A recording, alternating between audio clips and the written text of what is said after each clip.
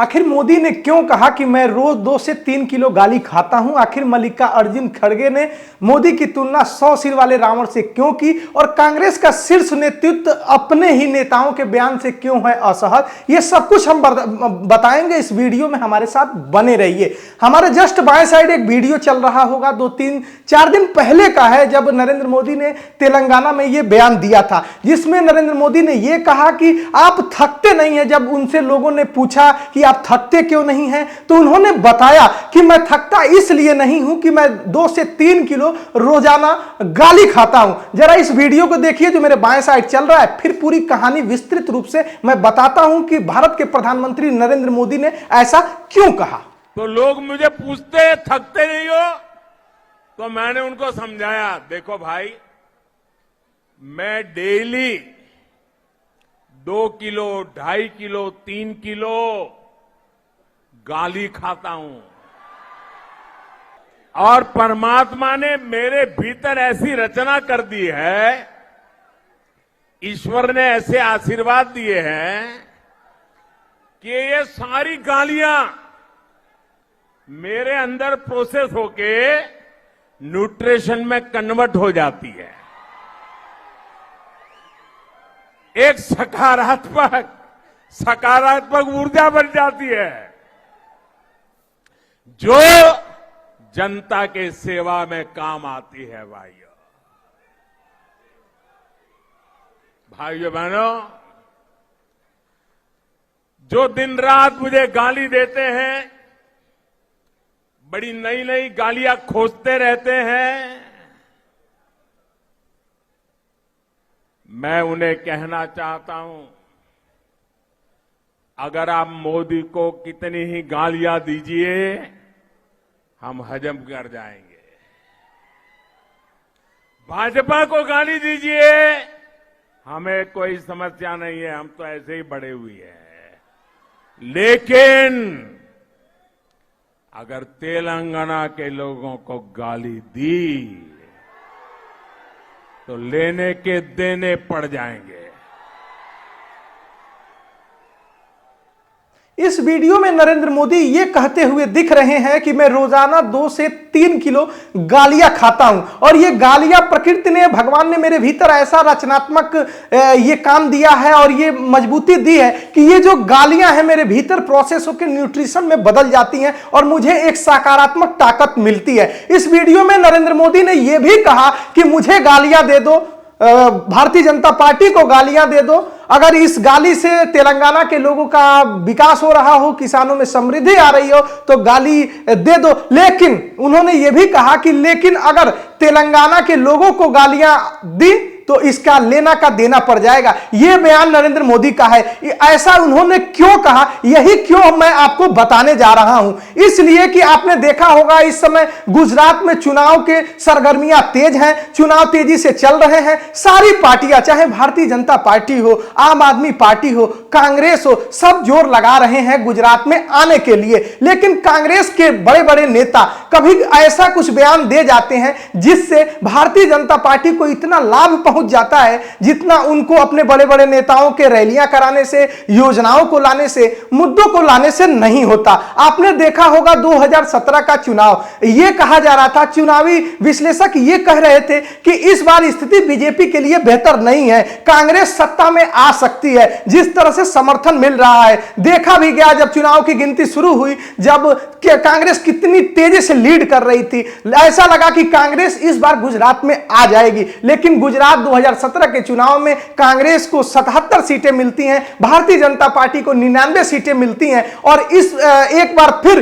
बनवास रह जाता है कांग्रेस का। ऐसा क्यों हुआ? क्योंकि चुनाव के कुछ ही दिन पहले मणिशंकर अय्यर, बड़े पढ़े लिखे नेता हैं, वो अवतरित होते हैं और नीच आदमी जैसा एक गाली भरा आप कहिए बयान दे बैठते हैं, और इस गाली को भारतीय जनता पार्टी के जो सबसे बड़े लीडर, आइकॉन कहे जाते हैं, या जिनके चेहरे पे चुनाव लड़ा जाता है, नरेंद्र मोदी, इसको भुना ले जाते हैं और इसको गुजरात पर इस गाली को कन्वर्ट कर देते हैं। और किस तरह से आपने देखा होगा कि भारतीय जनता पार्टी 2017 के भी चुनाव में आ जाती है। आपने देखा होगा होगा 2007 के चुनाव में, जब सोनिया गांधी ने मौत का सौदागर कह के संबोधित किया था, एक तरह से नरेंद्र मोदी पर यह बयान दिया था, और अपने भाषण कौशल के लिए जाने जाने वाले नरेंद्र मोदी ने किस तरह से उस बयान को एक तरफा मोड़ दिया और भारतीय जनता पार्टी उस चुनाव में 117 मतलब कि 117 सीटें पाई और कांग्रेस 59 सीटें पाके फिर उसे वनवास का रास्ता देखना पड़ा। 2014 के लोकसभा चुनाव में आपने देखा होगा किस तरह से जहर की खेती जैसे बयान, चाय बेचने वाले जैसे बयान जो 2014 में आए लोकसभा में, और वहां भारतीय जनता पार्टी को जीत मिली, प्रचंड बहुमत से भारतीय जनता पार्टी आई, सीटें मिली। ऐसा क्यों हो जाता है? भारतीय जनता पार्टी को पूर्ण बहुमत मिला और कांग्रेस को 44 सीटें मिली। और ऐसा ही फिर कुछ किया है जो कांग्रेस के अध्यक्ष हैं, राष्ट्रीय अध्यक्ष हैं कांग्रेस पार्टी के मल्लिका अर्जुन खड़गे ने। उनका एकदम तरोताजा बयान इस समय सोशल मीडिया पे तेजी से वायरल हो रहा है। ऐसा लग रहा है कि कांग्रेस के नेताओं में ही हाराहुसी लग चुकी है कि आप कितना बड़ा बयान देते हैं। एक तरफ मधुसूदन मिस्त्री, जो कि आपने देखा होगा कांग्रेस पार्टी के राष्ट्रीय अध्यक्ष का चुनाव चल रहा था, उन्होंने ही संपन्न कराया। शशि थरूर और मल्लिका अर्जुन खड़गे के बीच में जो चुनाव हुआ वो संपन्न कराते हैं, और गुजरात में उन्होंने यह बयान दे दिया कि हम औकात देख लेंगे। तो इस औकात को भारतीय जनता पार्टी के फिर फायर ब्रिगेड नेता पीएम नरेंद्र मोदी ने किस तरह से कहा कि कांग्रेस वाले औकात देख रहे हैं, मैं तो एक सामान्य सेवक हूं। इस तरह के बयान को किस तरह से भुना दिया। अभी ये बयान में किसी तरह से नुकसान हो ही रहा था कांग्रेस का, तब तक मल्लिका अर्जुन खड़गे अवतरित होते हैं और उन्होंने बयान दे दिया। जस्ट मेरे बाएं साइड ये बयान चल रहा है, जरा ध्यान से सुनिए कि किस तरह से उन्होंने कहा कि नरेंद्र मोदी की तुलना 100 सिर वाले रावण से कर दी। जरा देखिए, जस्ट मेरे बाएं साइड ये वीडियो चल रहा है, विजुअल देखिए। किसी को मत देखो, मोदी को देखकर वोट दो। भाई तुम्हारी सूरत कितनी बार देखना, कारपोरेशन में भी तुम्हारी सूरत देखना,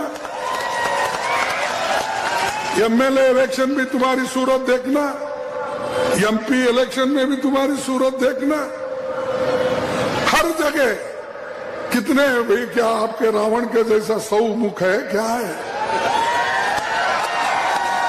समझ में नहीं आता मुझे।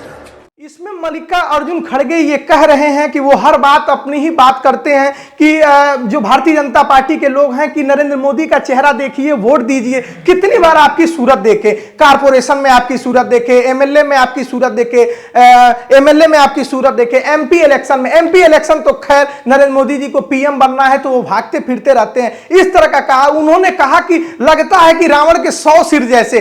तो मैं आपको ये बता देना चाहता हूं, रावण के 10 सिर थे, वो दशानंद था, उसके 100 सिर नहीं थे। मल्लिका अर्जुन खड़गे को ये जानना चाहिए। तो उन्होंने रावण वाला बयान दे दिया। अभी ये बयान आता है तब तक भारतीय जनता पार्टी के प्रवक्ता संबित पात्रा ने कहा कि उन्होंने ये कह दिया कि गुजरात के सपूत, गुजरात के पुत्र, ऐसा करके उन्होंने कह दिया। और मैं आपको वो बयान बताना चाहता हूं जिसमें संबित पात्रा ने कहा कि कांग्रेस ने पीएम का अपमान किया, गुजरात के बेटे का अपमान किया।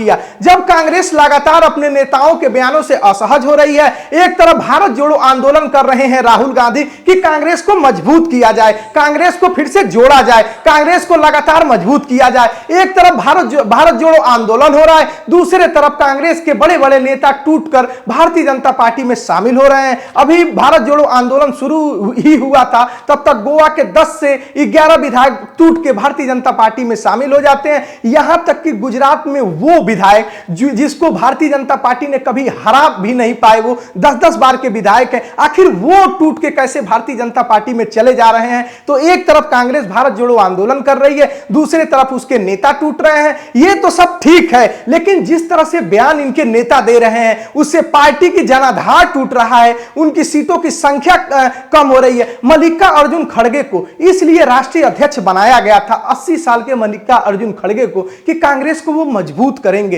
कांग्रेस को वो निखारेंगे, कांग्रेस को वो सुधारेंगे, कांग्रेस को वो पहले की तरह मुख्य धारा में लेके आएंगे, जनाधार के बीच में मजबूत करेंगे। लेकिन मल्लिका अर्जुन खड़गे जैसा बड़ा अनुभवी नेता इस तरह का बयान देता है तो कितना नुकसान होता है पार्टी को। जैसे लग रहा है कि पार्टी में ही एक तरह से मतलब तेजी से बयान देने के कंपटीशन चल रहा है। मधुसूदन मिस्त्री का बयान अभी आया ही था, तब तक मल्लिका अर्जुन खड़गे ने दे दिया। 2019 के चुनाव चुनाव में आपने देखा होगा, चौकीदार चोर है राहुल गांधी ने कहा, और किस तरह से बुरा हाल कांग्रेस का हुआ और कांग्रेस की संख्या लगभग 55 से नीचे रह गई और भारतीय जनता पार्टी फिर बहुमत में आ गई।